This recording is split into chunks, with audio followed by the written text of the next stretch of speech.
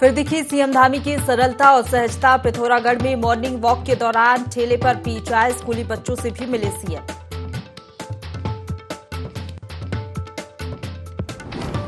हरिद्वार के सिडकुल में LED bulb बनाने वाली फैक्ट्री में लगी भीषण आग, लाखों का माल जलकर हुआ खाक।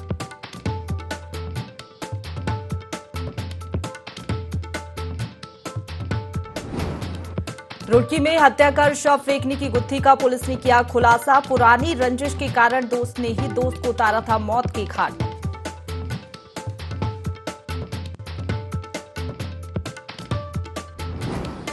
और गदरपुर पुलिस ने पकड़े 2 वाहन चोर, चोरों से चोरी की 4 मोटरसाइकिल बरामद।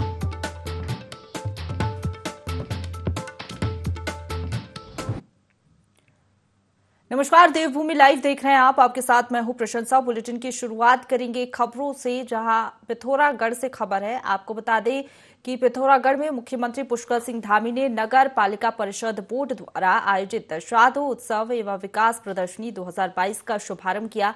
कार्यक्रम में मुख्यमंत्री पुष्कर सिंह धामी ने पिथौरागढ़ बॉस गंगलोही हाट मोटर मार्ग के अवशेष कार्य के साथ रामगंगा नदी पर मोटर पुल के निर्माण की घोषणा की। कार्यक्रम में मुख्यमंत्री पुष्कर सिंह धामी ने कहा कि ये बहुत ही हर्ष का विषय है कि शारदोत्सव के माध्यम से स्थानीय प्रतिभाशाली बच्चों और युवाओं को अपनी कला का प्रदर्शन करने का मौका मिल रहा है।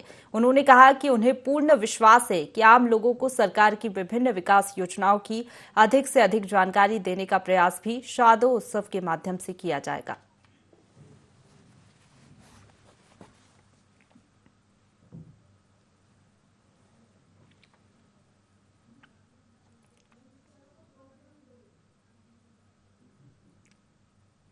आगे बढ़ेंगे। मुख्यमंत्री पुष्कर सिंह धामी पिथौरागढ़ में अपने 2 दिवसीय जनपद भ्रमण पर रहे। इस दौरान पहले दिन लोक निर्माण विभाग के विश्राम गृह में मुख्य सेवक आपके द्वार कार्यक्रम के तहत जनता की शिकायतों को सुना और अधिकारियों को तत्काल समाधान के निर्देश दिए। मुख्यमंत्री पुष्कर सिंह धामी ने जनपद के कई महिला और पूर्व सैनिक संगठन के सदस्यों से लेकर व्यापार मंडल के प्रतिनिधियों से भेंट वार्ता कर उनकी समस्याओं को सुना। साथ ही मेडिकल एसोसिएशन के सदस्यों से भी चर्चा की। मुख्य सेवक आपके द्वार कार्यक्रम में करीब 250 शिकायतें सामने आई, जिसमें आर्थिक सहायता की मांग, सड़क और पुल निर्माण से संबंधित शिकायतें शामिल रहीं।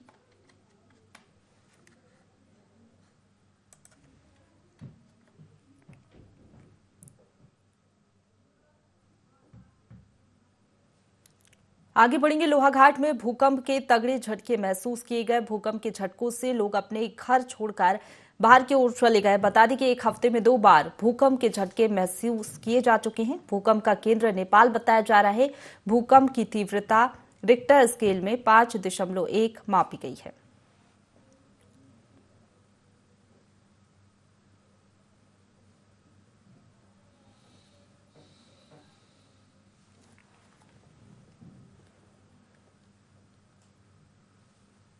आगे बढ़िए। नैनीताल के चमोली में राष्ट्रीय लोक अदालत का आयोजन किया गया। जिला न्यायालय परिसर गोपेश्वर के साथ साथ न्यायालय परिसर कर्णप्रयाग जोशी मठ में भी राष्ट्रीय लोक अदालत का आयोजन किया गया। जिला विधिक सेवा प्राधिकरण की सचिव सिमरनजीत कौर ने बताया कि लोक अदालत में 70 विभिन्न मामलों का समझौते के आधार पर निस्तारण किया गया।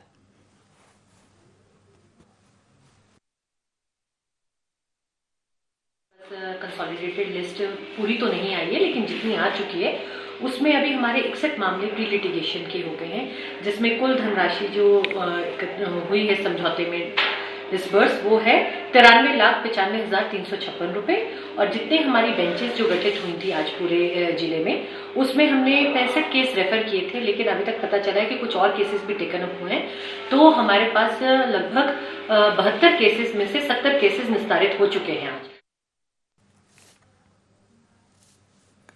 आगे बढ़ेंगे। लोहाघाट के डिग्री कॉलेज मार्ग में बहने वाली बाड़ीगाड़ नदी और नजूल भूमि पर जेसीबी से अवैध खनन किया जा रहा था, जिस पर तहसीलदार विजय गोस्वामी ने चालानी कार्रवाई के लिए एसडीएम को रिपोर्ट भेज दी है। तहसीलदार के मुताबिक व्यापारी पर 4 से 4.5 लाख का भारी भरकम जुर्माना लगने का अनुमान है। भवन निर्माण के लिए जेसीबी मशीन लगाकर लगभग 1200 घन मीटर में अवैध खनन किया जा रहा था। मौके पर पहुंचे राजस्व उप निरीक्षक ने व्यापारी का निर्माण कार्य रुकवाया और भवन निर्माण सामग्री जब्त कर ली है।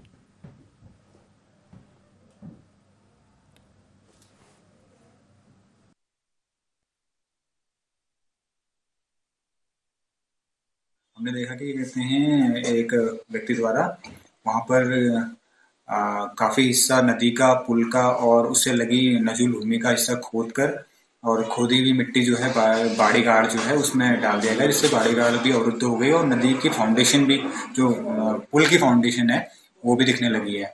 इस पर हमने तुरंत कार्रवाई करते हुए सारे खनन किए गए सामग्री और खनन को सीज कर दिया गया है और चालानी रिपोर्ट उप जिलाधिकारी महोदय को प्रेषित कर दी गई।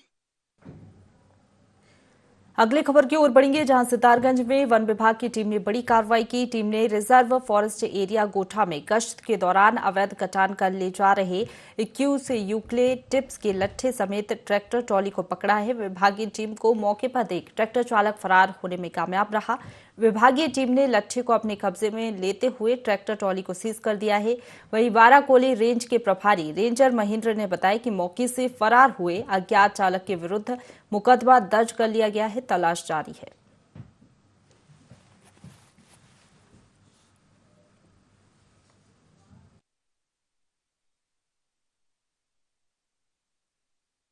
सीजा रिपोर्ट डीएफओ साहब को भेजने इसकी, और इसमें जो है इंक्लोजमेंट क्षेत्र से इन्होंने यूकेलिप्टिस काटा है, वो जो कि फॉरेस्ट का रिजर्व एरिया है, तो वहां से लिप्टिस उन्होंने काटा है। तो इसी केस में कार्रवाई की जा रही है। कर रहे हैं, जांच के आदेश दे दिए, तो कहाँ से कटी है, किसका क्या है, और अगर स्टाफ का इन्वॉल्वमेंट भी है वो भी देखा जाए। आगे बढ़ेंगे, उधम सिंह नगर के सितारगंज में रिहायशी इलाके में मगरमच्छ के घुसने से हड़कंप मच गया। मामला वार्ड नंबर 12 का है। मगरमच्छ को देखकर रहवासियों में दहशत फैल गई।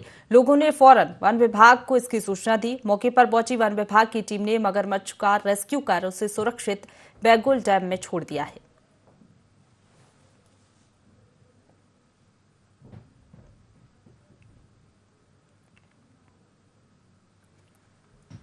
लक्सर के बसेड़ी खादर गांव में डेंगू का कहर बढ़ता जा रहा है। बसेड़ी खादर गांव में अब तक 4 लोगों की डेंगू से मौत हो चुकी है, जो कि चिंता का विषय है। हालांकि प्रशासन पूरी तरह से मुस्तैद है। डीएम के निर्देशन में स्वास्थ्य कैंप चल रहा है। स्वास्थ्य विभाग का एक दल निरंतर मौके पर निरीक्षण करते हुए गंभीरता से जांच कर रहा है।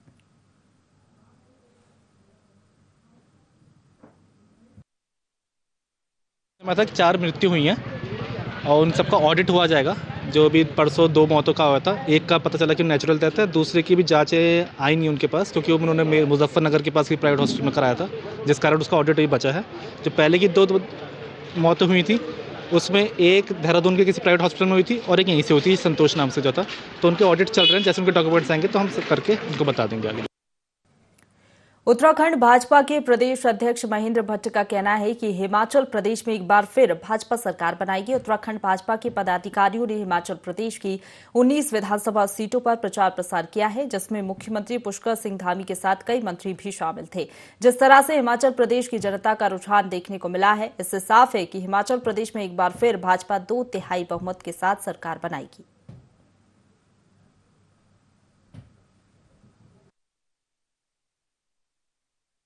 वापस आए तो हमने उनके साथ समीक्षा वार्ता की है और 19 सीटें हमको दी गई थी। 19 में से 19 की 19 विधानसभाओं पर भारतीय जनता पार्टी वहाँ जीत रही है। इसका मैसेज ये है कि उत्तराखंड के अंदर भी 2/3, हिमाचल के अंदर भी 2/3 बहुमत से भारतीय जनता पार्टी सरकार बनाने जा रही है।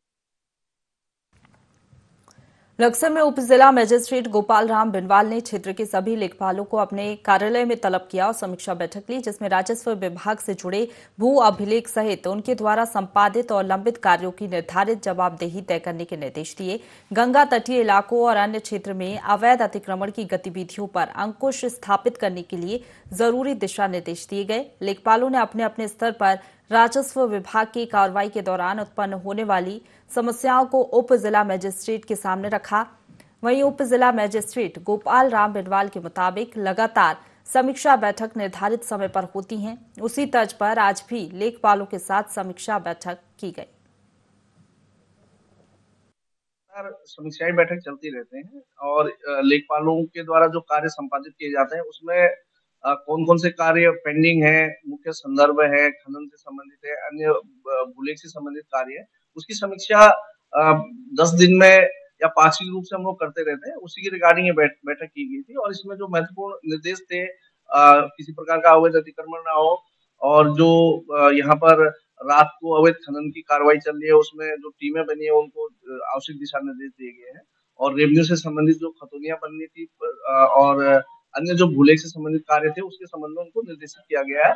और कोड से संबंधित कुछ प्रकरण हैं जिनमें जांच रिपोर्टें आनी थी, उस संबंध में भी सभी लेखपालों को निर्देश दिया गया है। तो देहरादून से खबर है, जहां आवास विकास मंत्री प्रेमचंद अग्रवाल ने आवास एवं नगर विकास प्राधिकरण की 16वीं बोर्ड बैठक ली। इस दौरान उन्होंने नए शहरों की स्थापना को लेकर कहा कि सरकार जिला प्रशासन और प्राधिकरण में सामंजस्य स्थापित करते हुए इस दिशा में महत्वपूर्ण पहल कर रही है। पहले 22 नए स्थानों को शहर के रूप में विकसित करने के लिए चिन्हित किया गया है, जिसमें से 12 गढ़वाल मंडल और 10 कुमाऊं मंडल के हैं। नई टाउनशिप बनने से शहरों में बढ़ रही जनसंख्या और यातायात के दबाव के निराकरण में सहायता मिलेगी। इसके लिए देहरादून में भी 4 टाउनशिप का निर्माण प्रस्तावित है। नगर विकास प्राधिकरण, जिसे हम मुड्डा के रूप में भी जानते हैं, उसकी आज 16वीं बोर्ड की बैठक हुई। मुख्यमंत्री जी का भी बहुत आग्रहपूर्वक आदेश भी है कि हमारे प्रदेश के अंदर कुछ नए टाउनशिप डेवलप की जाए। तो 22 शहरों को हमने पूरे उत्तराखंड के अंदर चिन्हीकरण उनका किया है, जिसमें 10 कुमाऊं में और 12 गढ़वाल में। और उसका मकसद सिर्फ यही है कि जो हमारा आज शहर है उनको किस प्रकार से कुछ पॉपुलेशन को डाइवर्ट किया जा सके। जो डेंस पॉपुलेशन हमारे माना देहरादून की मैं बात करूं, यहाँ पॉपुलेशन बढ़ती जा रही है, ट्रांसपोर्टेशन भी समस्या बनी है। और इस प्रकार से देहरादून के अंदर भी 4 जगह हमने इस प्रकार के चिन्हीकरण किए हैं टाउनशिप के लिए। युवा कल्याण, शिक्षा, खेल और पंचायती राज विभाग की देखरेख में ब्लॉक स्तरीय खेल महाकुंभ का आयोजन किया गया, जिसका शुभारंभ विधायक वंशीधर भगत ने किया। एथलीट प्रतियोगिता का आयोजन ज्ञान प्रकाश इंटर कॉलेज धामोला में शुरू हुआ। इस दौरान विधायक भगत ने प्रतिभागियों का उत्साहवर्धन करते हुए उन्हें बधाई दी और कहा कि पढ़ाई के साथ ही खेल भी जरूरी है। खेलों के माध्यम से युवा अपने देश प्रदेश का नाम रोशन कर रहे हैं।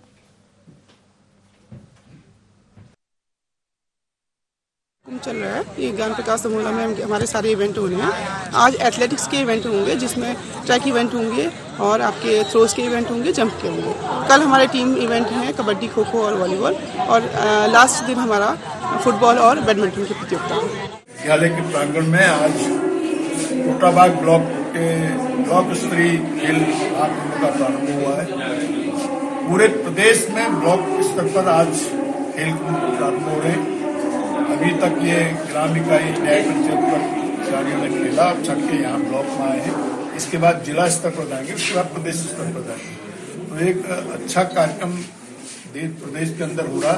खेल शरीर के लिए भी जरूरी है, दिमाग के लिए भी जरूरी है। दोनों चीजें इससे विकसित होती हैं और जो खिलाड़ी इसमें भागीदारी कर रहे हैं, मेरी उनके प्रति शुभकामना। आगे बढ़ेंगे। धर्मनगरी हरिद्वार में डेंगू का प्रकोप जारी है। अभी तक जिले में डेंगू से पीड़ित लोगों का आंकड़ा 213 पहुंच गया है। बावजूद इसके स्वास्थ्य विभाग डेंगू पर लगाम लगाने में नाकामयाब साबित हो रहा है। खासकर ग्रामीण इलाकों में डेंगू से पीड़ित लोगों की मौतें भी हो रही हैं। लक्सर के बसेड़ी खादर में भी सैकड़ों लोग डेंगू से पीड़ित हैं और गांव के 4 लोग अपनी जान भी गंवा चुके हैं। हरिद्वार के जिलाधिकारी विनय शंकर पांडे ने दावा किया है कि जल्द ही स्थिति नियंत्रण में आ जाएगी। डेंगू प्रभावित इलाकों में लगातार फॉगिंग की जा रही है। नियमित कैंप लगाकर मरीजों की जांच भी की जा रही है।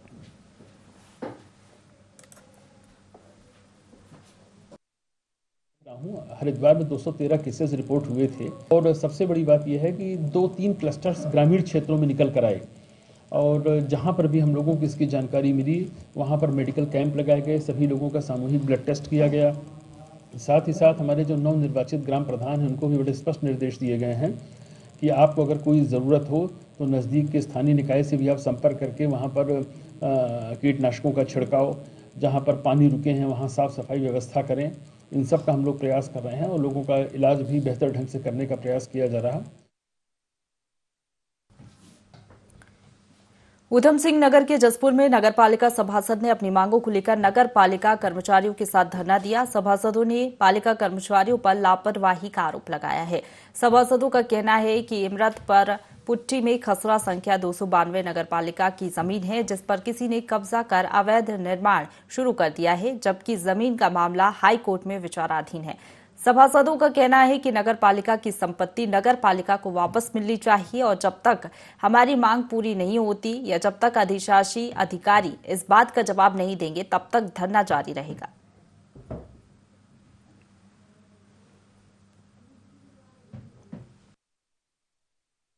समस्या है कि जो नगर पालिका की संपत्ति है जिसमें मुकदमा हाई कोर्ट में चल रहा है, खसरा नंबर 292 पट्टी इमरतपुर, जिसमें इसमें एक दफा नगर पालिका हारी, फिर इनको अवगत कराया गया, लेकिन इनकी लापरवाही से फिर हारा गया, फिर इन्हें अवगत कराया गया, फिर उसके बाद फिर ये हार है।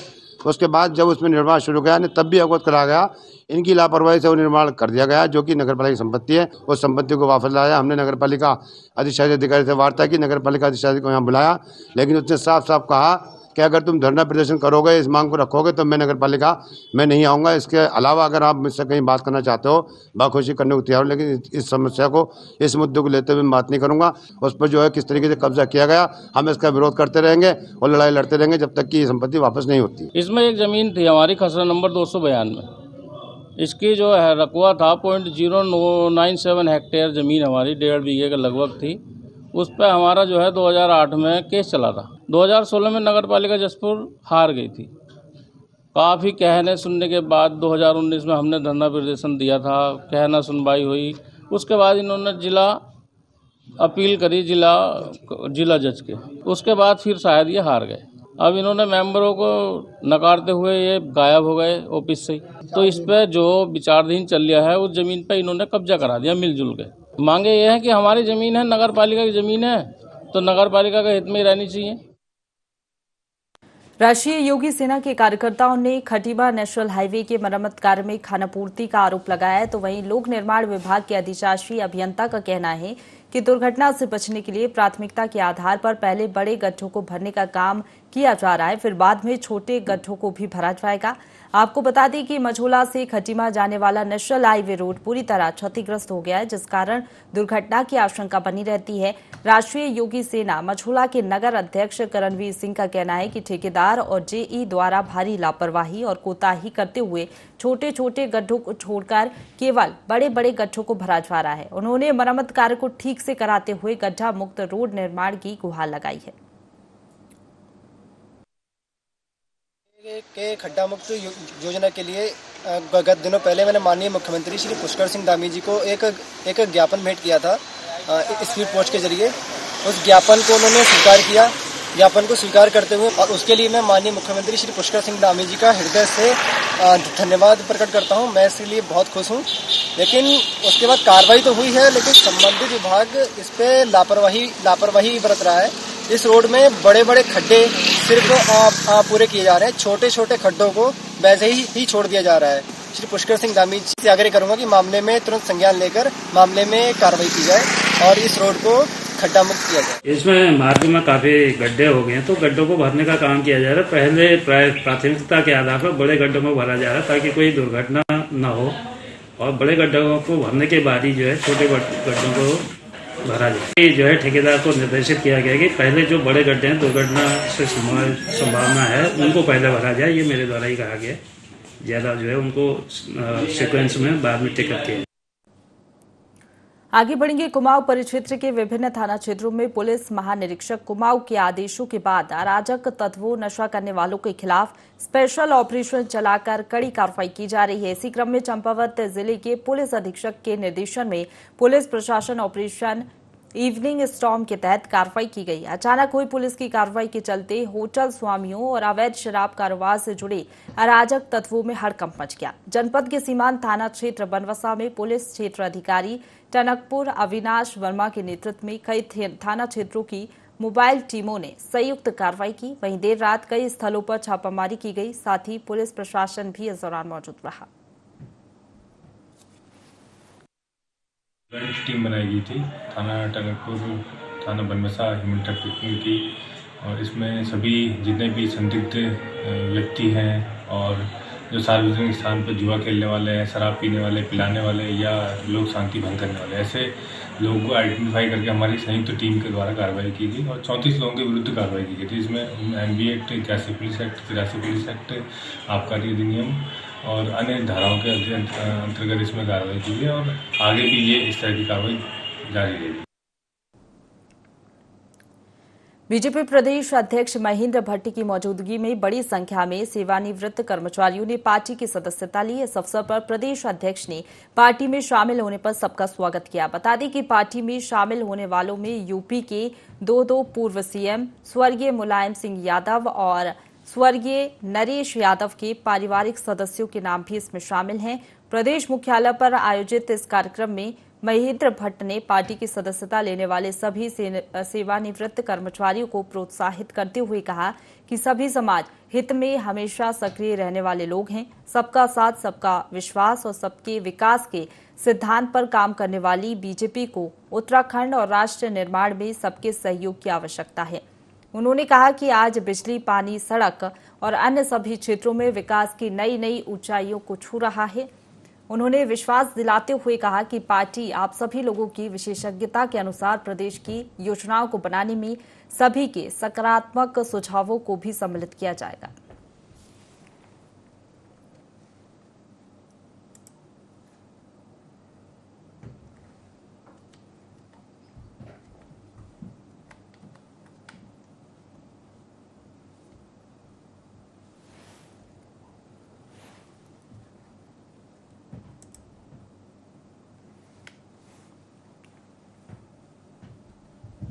आगे बढ़ेंगे। भगवानपुर विधायक ममता राकेश ने ग्राम प्रधानों और बीडीसी मेंबरों का सम्मान किया। इस बीच सैकड़ों की संख्या में ग्राम प्रधान और बीडीसी मेंबर कार्यक्रम में शामिल हुए। उन्होंने सभी जनप्रतिनिधियों का स्वागत करते हुए कहा कि क्षेत्र के विकास के लिए सभी के साथ कंधे से कंधा मिलाकर चलेगी। साथ ही अपने कार्यकाल में क्षेत्र का विकास कराने की भी बात उन्होंने कही। नवनिर्वाचित ग्राम प्रधान और हमारे क्षेत्र पंचायत सदस्य निर्वाचित हुए हैं, उनको सम्मानित करने का आज यह कार्यक्रम किया हुआ है, जिसमें हमारे लगभग सभी ग्राम प्रधान और सभी बीडीसी सदस्य यहाँ पर आए, जिसमें हमने उन्हें कहा है कि पूरी तरह से आप विकास कार्यों को लेकर के मेहनत के साथ खड़े हो। हम लोग आपके साथ खड़े हैं जहाँ आपको हमारी जरूरत है, चाहे ब्लॉक का कोई भी अधिकारी हो, जिले का कोई अधिकारी हो या शासन में किसी तरह की आपको हमारी जरूरत होती है, तो हम हमेशा विकास के कार्यों में आपके साथ। चंपावत में पर्यटन को बढ़ावा देने के लिए टनकपुर में नैनो ट्राइक और पावर मोटर पैराग्लाइडिंग का सफल ट्रायल किया गया। एडवेंचर एरो स्पोर्ट्स की संभावनाओं को देखते हुए नायक गोठ में मैदान में ट्रायल किया गया। प्रदेश सरकार पर्यटन को बढ़ावा देने के लिए इनको टनकपुर से संचालित करने का प्रयास कर रही है। बता दें कि उत्तराखंड में नैनो ट्राइक इस तरह का पहला हवाई सफर का साधन होगा।